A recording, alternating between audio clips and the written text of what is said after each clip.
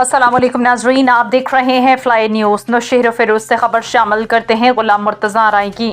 National peoples party के chairman GDA के मरकजी रहनुमा साबिक वफाकी वजीर गुलाम मुर्तज़ा खान जतोई और नेशनल पीपल्स पार्टी सिंध के सदर GDA के रहनुमा और साबिक सूबाई वजीर मसरूर अहमद खान जतोई ATC कोर्ट पहुँच गए।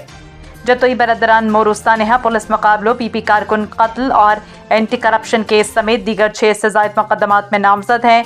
जज साहिबान छुट्टी पर होने के बायस 6 केसेस में 31 जुलाई और एक केस 27 अगस्त 2025 की तारीख मुकर्रर की गई। जतोई बरदरान मुख्तलिफ केसेस में हाई कोर्ट से अबूरी जमानतों पर हैं।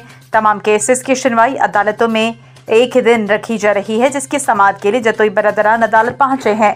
साबिक वजीर मसरूर अहमद खान जतोई ने कहा कि बदअमनी अरूज पर है, लेकिन पुलिस से सियासी रहनुमाओं को हिरासा करने का काम लिया जा रहा है। मौजूदा दौर जमहूरी दौर नहीं है। उन्होंने कहा कि महंगाई पर कंट्रोल करके अवाम को जीने का हक दिया जाए। अदालत के बाहर पुलिस की बड़ी नफरी की तैनाती पर गुलाम मुर्तज़ा जतोई के सवाल पर जवाब दिया गया कि आप मुस्तकबिल के CM हैं, आपकी हिफाजत के लिए सख्त इंतजामात किए गए हैं।